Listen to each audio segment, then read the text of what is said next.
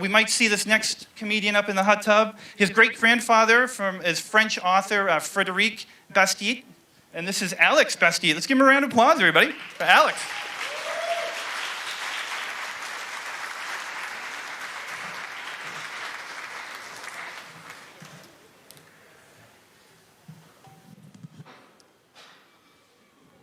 A while back, there's supposed to be this huge snowstorm that was set to just devastate the United States.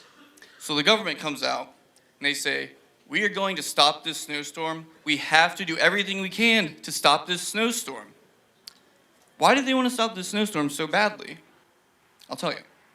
The government wanted to stop the snowstorm because they did not want us all to become snowed in. Become snowed. All right, that joke wasn't that good. And I know for a fact that all the federal agents on your cell phones listening in right now, they didn't think it was that good either. But Porcfest, I want to know, are you doing good tonight? Make some noise. Yes. All right. So I'm Alex Bastiat. That's the stage name that I use when I do comedy. And I have different stage names depending on what I'm doing. So when I'm in my band playing music, I go by the stage name The Antidote. When I was doing porn, I had a different stage name. Yes, it was considered controversial. My stage name when I was doing porn was Active Shooter. Think about it. Oddly enough, the biggest issue that people had was not the name Active Shooter, but the biggest issue that they had was that I was called Active Shooter and I only filmed my sex scenes during mass shootings. I know, but you have to understand, porn is very competitive these days. I had to do what I had to do to make it in the industry, guys.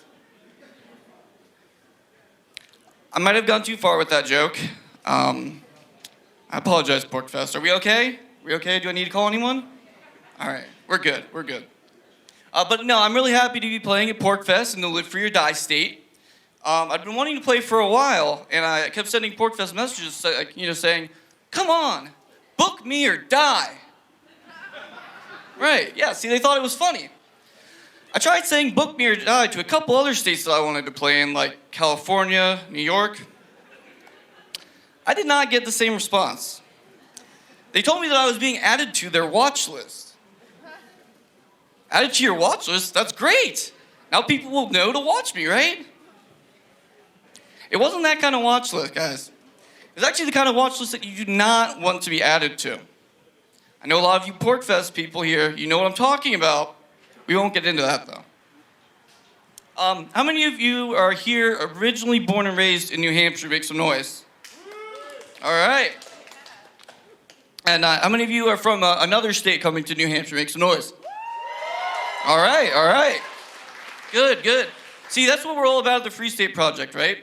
We're about, refugees, right? Fleeing from their more tyrannical states to come to the free state of New Hampshire.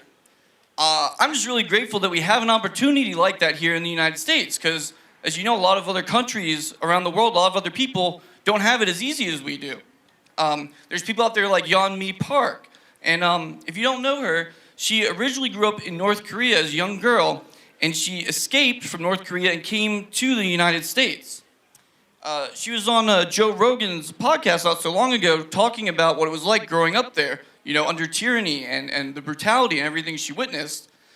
It was really intense, heartbreaking even. And it just made me realize even more that we should not take for granted the freedoms that we have here in the United States. And I'll say that we still, right now, have here in the United States, for now.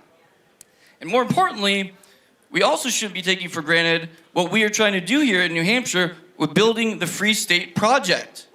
Right. Because I want you to just think for a moment what it would be like if all the other states in the United States right now were like it was in North Korea, like it is in North Korea. Could you imagine if you had to literally flee and escape from your state to get to New Hampshire?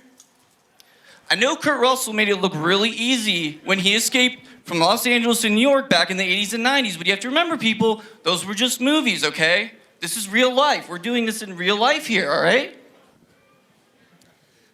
No Snake Plissken fans in the audience? No Kurt Russell fans? We got a couple? All right, all right.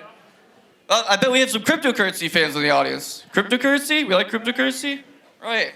Yeah, because libertarians, we like cryptocurrency, but there's a lot of people out there that actually still do not like cryptocurrency. Like her, right. Maybe she wrote the angry article that I was reading the other day about it. They were trying to say, they were comparing Bitcoin to Beanie Babies. Do you guys remember Beanie Babies? Right, it was hilarious. She remembers them, yeah.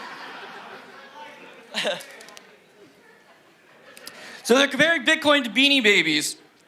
And I guess what the reasoning was is that Bitcoin gives an unfair advantage to people that invested and found out about it and invested in it early on, whereas opposed to people that didn't get to find out about it till later, did not get to participate in the advantage. Ladies and gentlemen, I'm not a biologist, but that's just the definition of a good investment, right? You invest early in something that you believe in and support, and you're rewarded for it. Now, on that note, what I wanted to say next, and it's not really about cryptocurrency though, I wanted to tell you one really important thing today. I hate politicians. There's no punchline, I just wanted to get that out there. I hate politicians. I do, however, have a favorite president. That would be William Henry Harrison. A lot of you are like, who? That's the usual response. So let me tell you about William Henry Harrison. He's most famous for being the president that served the shortest term in office at just 31 days in office. That was because he got sick with pneumonia and then became the first president to die in office. Right? A lot of firsts for William Henry Harrison, right? Now, if I had to describe him, if I had to sum him up, I would say that he was a baller, and he pretty much just flexed on everybody all the time. I'll give you some examples, all right? When he was running for president, his opponents came out and they attacked him. They said, William Henry Harrison, you can't be president because all you do all day is you sit in your log cabin and drink hard cider. That is not presidential material, William. So William Henry Harrison comes out the next day and he says, guess what? I've adopted 2 new symbols for my campaign. A log cabin and a bottle of hard cider. Flex! Yes. He then went on to write a song about all his flexing during his service in the military. It was called Tippy Canoe and Tyler 2. I never heard it, but apparently it was a fucking banger because he then won the presidential election in a landslide victory, like a baller. Flex! Then he continued his flexing by having the longest inaugural address speech of any president at 2 hours long. Also, it was all outdoors, it was cold, wet, pouring down rain, and against his advisor's wishes, he did not wear a hat, not wear an overcoat. He rode around on a horse instead of in a covered carriage. And then he had a huge party. Everybody, flex! Right. So then, his advisors say, all right, William, you're the president now. There's still some opposing party members that are in office that could sabotage your presidency if you do not kick them out of office. William Henry Harrison says, I will resign before I will be guilty of such an iniquity. Translation, he was not afraid of his opponents. Instead, he had another huge party. Flex! Now, keep in mind, this is all less than 30 days he's in office, and all he's been fucking doing is partying and flexing on everyone, right? Now his advisors are really concerned. They come up, they're like, William, please, you're the president now, you cannot be behaving like this. You can't just be partying and flexing on everyone all day. You have to get your shit together in the White House. William Henry Harrison hears them, he listens to them, and he says, you know what? Fuck that, I'm having more parties instead. Everybody, flex! Yes!